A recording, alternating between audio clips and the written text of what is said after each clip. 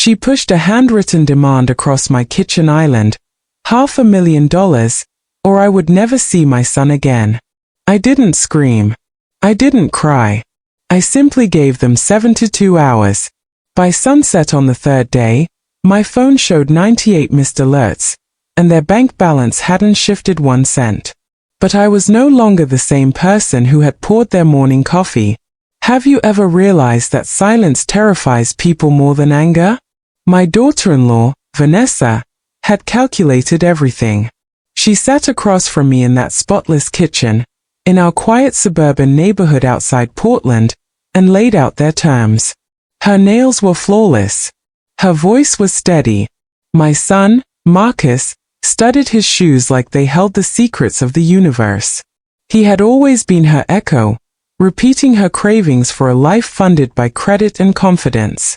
I rested my palms on the cool granite, the same counter where I had taught Marcus to bake cookies, where I had held my husband's hand during his last Christmas. I knew about their financial collapse, real estate gambles, leased German cars, a closet full of designer labels that still had tags on them. But transforming my retirement into their rescue fund? That was a fresh kind of humiliation. Vanessa expected waterworks. She assumed a 6 to 7-year-old widow would crumple at the threat of solitude. To them, I was merely an ATM with a pulse. Marcus coughed once. He said nothing in my defense. The choice had already been made. I rose slowly, straightened my spine, and let my voice drop to room temperature. If that is the price of being called your mother, I said gently, then I am no longer for sale. I collected my car keys, my purse, and my dignity. No shouting. No theatrics. I simply exited the house that legally belonged to me alone and drove directly to the credit union. I had exactly 3 days to rearrange my world before this started collapsing. Sitting in my sedan outside the bank, I inhaled deeply. My heartbeat slowed from a sprint to a walk, then settled into something sharp and transparent. Pure resolve. First stop was the local credit union where I had banked for 2 decades. The branch manager knew me by my first name. "Good morning," I told him. "I need to immediately revoke every power of attorney document my son holds." He nodded without a single question. He recognized the steel in my posture. Marcus had been quietly skimming small advances for months. That privilege ended before lunch. While the legal forms printed, I opened my mobile app and reset every password. Vanessa had attempted to spy on my balances more than once. She believed she had already secured my assets. She was dangerously incorrect. Afterward, I drove to an independent locksmith across town where no one recognized me. I purchased 3 heavy-duty deadbolts for every exterior door. I had no intention of waiting for a midnight visit.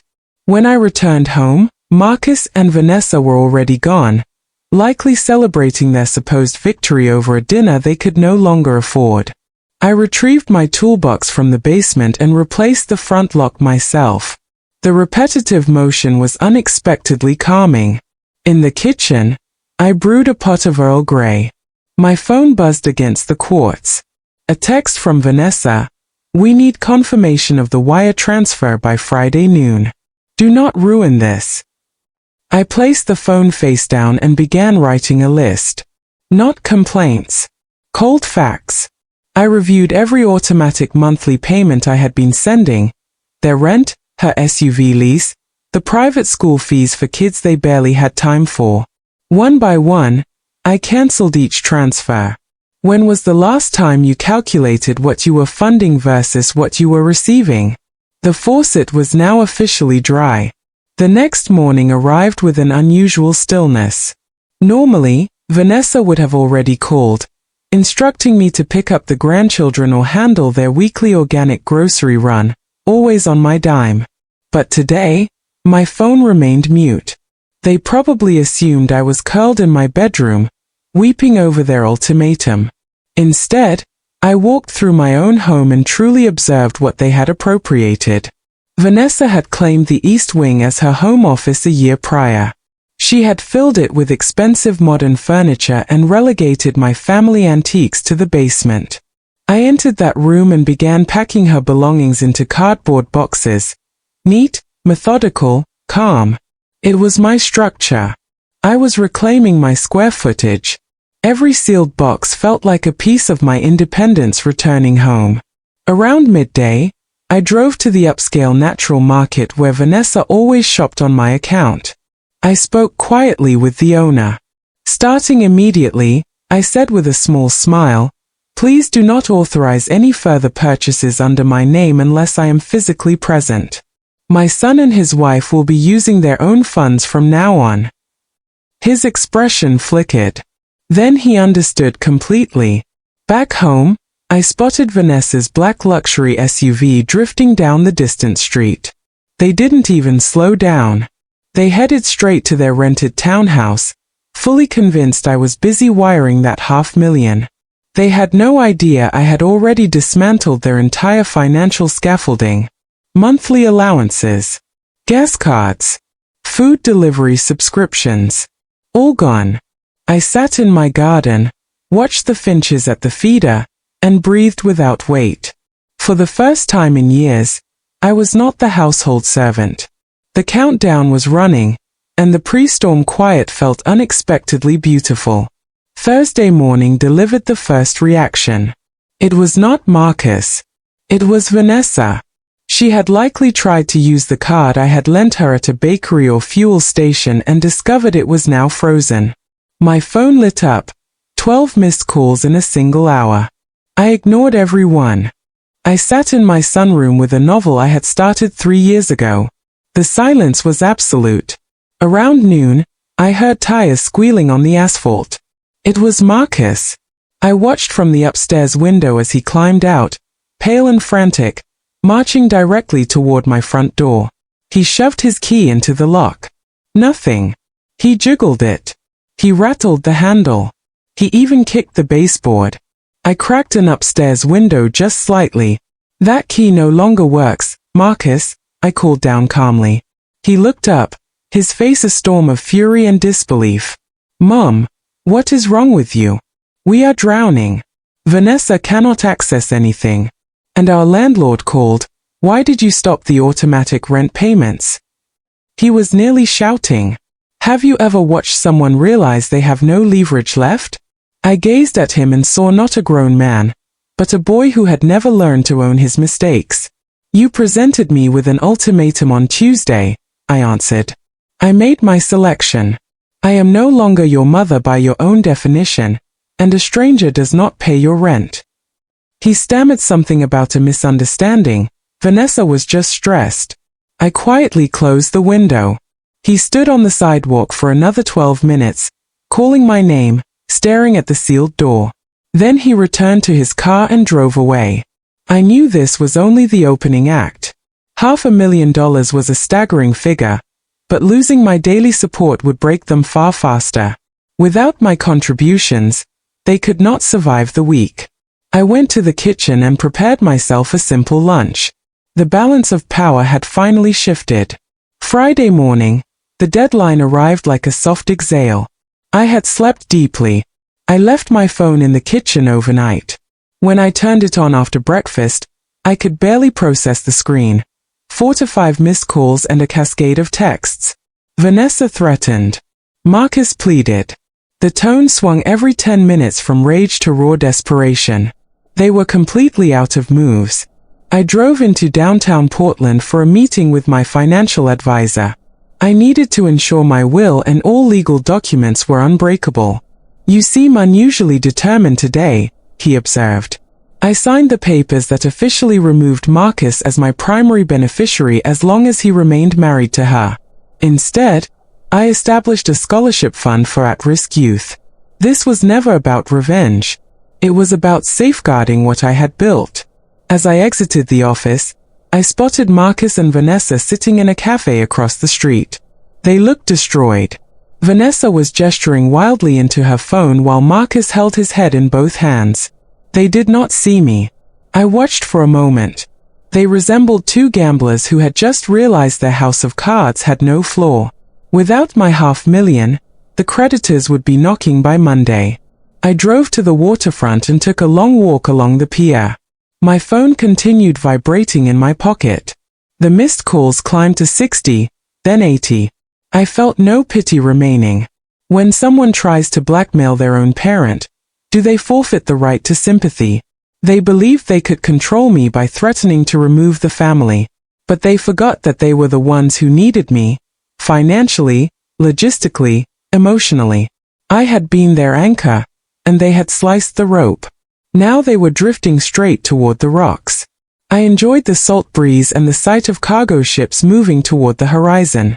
It was Friday afternoon, 3 p.m. Banks would close soon. In Vanessa's calendar, this was Judgment Day. My phone now showed 98 missed calls. The messages had turned frantic and scattered. "Please, the debt collectors are at our door," one text from Marcus read. A small smile crossed my face. He was fabricating. Debt collectors do not materialize unannounced on a Friday afternoon over real estate disputes. He was still attempting cheap theater. I decided to send one single reply. I typed 2 words, "Too late." Nothing more. No explanations. No arguments. I powered the phone completely off and tucked it into a hallway drawer. Then I went down to the cellar and retrieved a bottle of vintage Cabernet I had been saving for a special occasion. Today was that occasion. I was celebrating my liberation. The neighborhood was still. I knew they would likely show up soon to cause a scene. I called the security company that monitored my alarm system. "Hello, this is Eleanor Prescott. I am expecting some uninvited relatives this evening. Please send a patrol if anyone attempts to enter my property without permission. I do not wish to press charges, just have them removed." Confirmation arrived immediately. In this country, property rights and home security are formidable tools when wielded correctly. I sat on my terrace with my wine glass as the sun dipped toward the tree line. I reflected on that $500,000. It would have temporarily solved Marcus's problems, but it would have only deepened Vanessa's hunger. They would have drained me completely. By saying no, I had not merely saved my money. I had saved my self-respect. Real wealth is not your account balance. It is the ability to decide your own life. In the distance, I heard an engine approaching. The final act had arrived. Just as predicted, my son's sedan rounded the corner and stopped directly in front of my closed garden gate. Marcus and Vanessa stepped out together. Vanessa looked seconds from a breakdown, hair disheveled, voice shrill as she rattled the metal latch. "Eleanor, open this gate. You cannot do this to us. We are losing everything," she screamed through the bars. I remained seated calmly on the terrace, wine in hand, about 50 feet away. "You told me I was no longer your mother," I called back evenly. "I do not open my door to strangers after dark. Please leave my property." Marcus looked desperate. "Mom, the bank froze our joint account. We cannot even afford gas. Vanessa already pawned Grandma's jewelry, but it is not enough." That was interesting. They had started selling off family heirlooms. Another reason I would never surrender. "That is your problem now, Marcus," I said. "You are both adults." Vanessa swore loudly and attempted to climb the gate, but her high heels made it impossible. Right then, the security company's truck pulled into the driveway. 2 strong men in uniform stepped out and approached politely but firmly. "Good evening. The homeowner does not want you here. Please return to your vehicle and leave." Vanessa tried arguing, waving her arms in the guard's face, but Marcus tugged her sleeve and pulled her back. He finally saw the truth. He saw his mother, not weeping, not surrendering, completely in control. They got back in the car without another word and drove away. Silence returned to the neighborhood. I took one last sip of wine. It was finished. Saturday morning was the most peaceful I had experienced in years. No phone explosions. No demands. I knew they were likely crashing with Vanessa's parents or begging friends for help. But my house was my fortress again. I started the day by calling a landscaper. I wanted to redesign the garden, remove those sterile ornamental grasses Vanessa had chosen and bring in wildflowers and old-fashioned roses. I was finally spending my resources on things that brought me joy. I walked into town for fresh croissants. Neighbors greeted me as always. No one knew about the drama behind closed doors. That was perfectly fine. I felt light. The fear of losing Marcus that had paralyzed me for years was gone. I had not lost him. I had lost the illusion that he genuinely loved me. And that realization set me completely free. In the afternoon, I finished clearing out Vanessa's things from the East Wing. I discovered a hidden notebook where she had meticulously calculated how much she expected to inherit after my death. She had even outlined how she would sell my house and invest the proceeds. I read it without anger. It only confirmed I had made the right call. To her, I had simply been an obstacle standing between her and the good life. Respect is the real foundation of any relationship. Without it, family is just a word. I called an old friend I had neglected because of Marcus and Vanessa. Elena, it's Eleanor. Want to take a trip?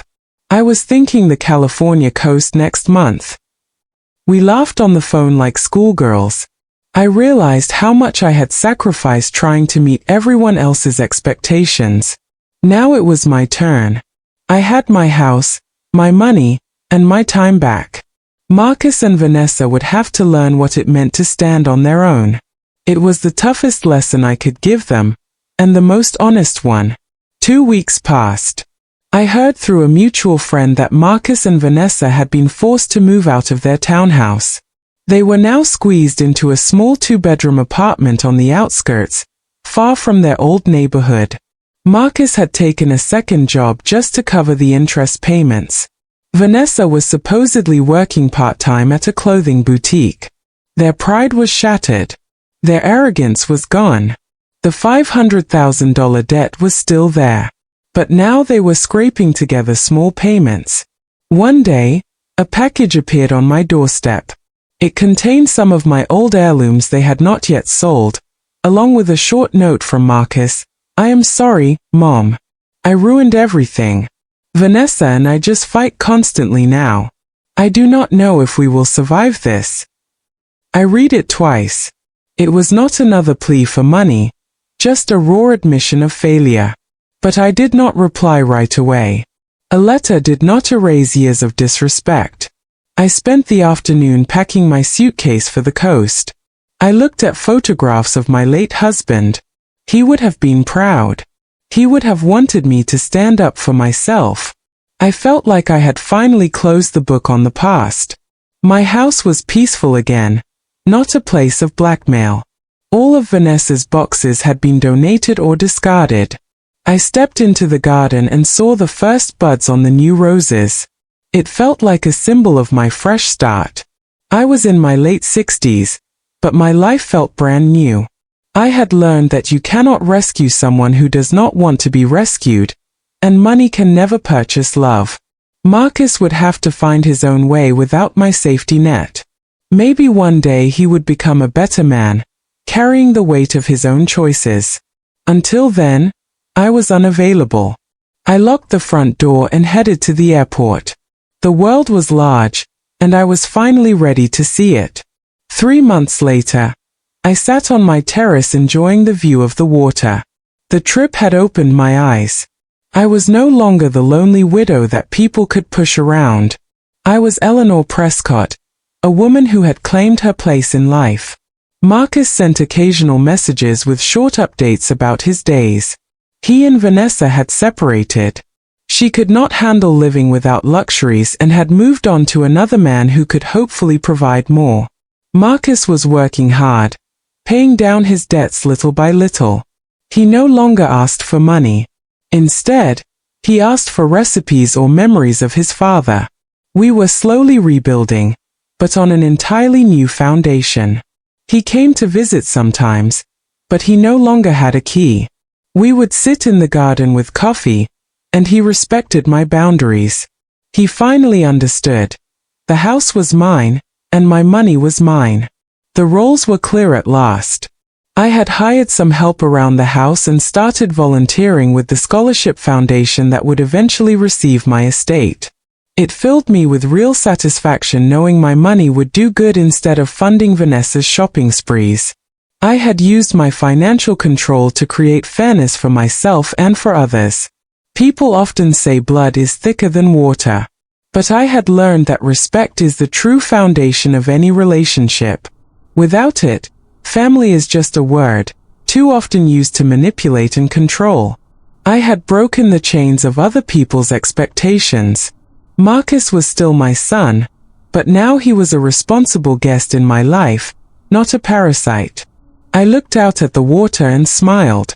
I was 68 years old. I was on my own, but I had never felt lonelier than when I was twisting myself into knots trying to please everyone. Now I belonged to myself. That was the most precious gift I had ever given. Family is not a place where your kindness comes with a price tag. Sometimes you do not lose them. You just stop financing them. If you believe that boundaries are not betrayal, hit like right now. And subscribe for more stories about reclaiming your life.